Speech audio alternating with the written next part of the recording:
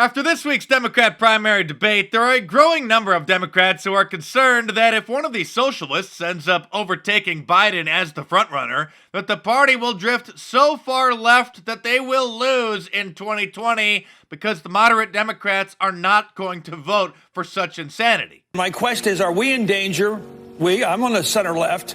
Are we in danger of doing again what the Democrats did in 72 when they were so thrilled to defeat Richard Daley of Chicago, so thrilled to defeat Tip O'Neill in Boston, that they ran a candidate who was not going to beat Dick Nixon. George McGovern was not going to beat Dick Nixon. Everybody knew it. We knew it from the beginning to the end, but they wanted it more important. They wanted to beat the moderates. Do the people on the left risk being so determined to get rid of the moderates, they end up committing the general? Your thoughts? Sorry, Chris, but that ship has sailed. What are they going to do now? Tell all their fans that the free stuff they've been promising them for the last 6 months isn't coming, and they're going to have to actually pay for it themselves? Democrat strategist Paul Begalia is also concerned about the same thing. No, but this is my problem. The whole two-day debate is I believe many of these candidates seeking to win the nomination are setting themselves up to lose the presidency to Donald Trump. By running so far to the left? Yes. Poor Chris Matthews is reminiscing about the Obama administration and the thrill that he once had up his leg. It was so thrilling. I mean, I was thrilled.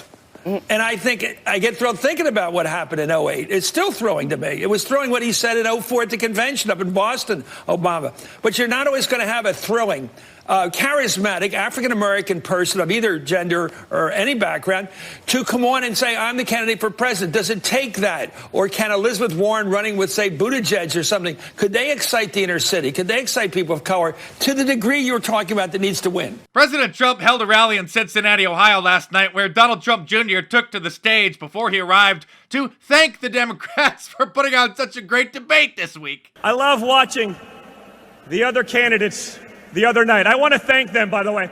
Democrats, thank you, all of you that were on the stage for the last 2 nights.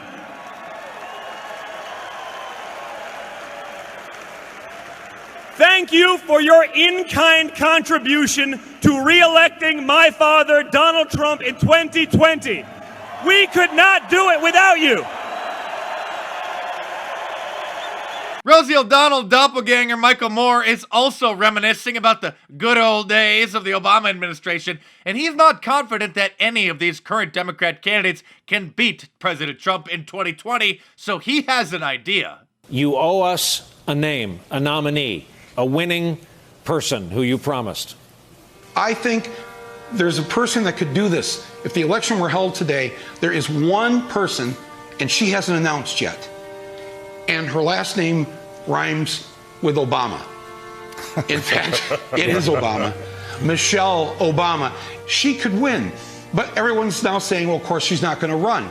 Well, has anyone asked her? I think if she were asked... By the way, I didn't add that little laugh track. Those were the other panelists in the MSNBC studio who were laughing at him because they know that Michelle Obama is not going to run. You have to go back to the White House. Your country needs you. If asked to serve, I believe she would serve. If you were asked to serve, or I were, whatever our skill set is, wouldn't we do that? I think she would do that. I'm sure that's what it is, Rosie. Nobody has asked her to run yet. I mean, what's next? Are they going to try to recruit Oprah Winfrey to run against Trump? Oh, wait, what's this? Who do the Democrats have that we know can beat Trump? And there really is only one answer to that. And it's not Joe Biden.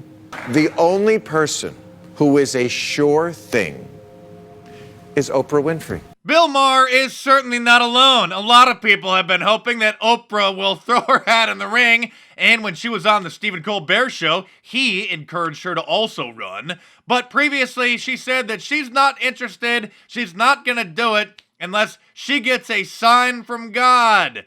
So Stephen Colbert projected God onto the ceiling of the theater, hoping to convince her. Is there, something you'd like to tell Oprah?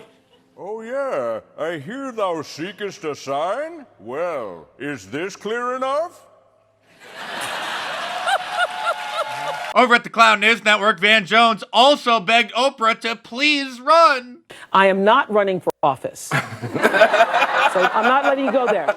We gotta be careful, though, that we don't get too confident and end up like the Democrats did in 2016, where we're sure that we're gonna win by a landslide and then wake up the next day and wonder what the heck happened. We got a long road ahead of us, but time flies, so we gotta keep spreading the word every day, because before we know it, the 2020 election is gonna be right around the corner. Go to markdice.com or click the link in the description below to support my channel and spread the word by getting one of my awesome shirts, like the Ronald Reagan Donald Trump shirt, the Abraham Lincoln Trump shirt, or any of my awesome designs, all available in a t-shirt, long sleeve, and a hoodie, and a whole bunch of different colors as well. So head on over to markdice.com or click the link in the description below and check them out.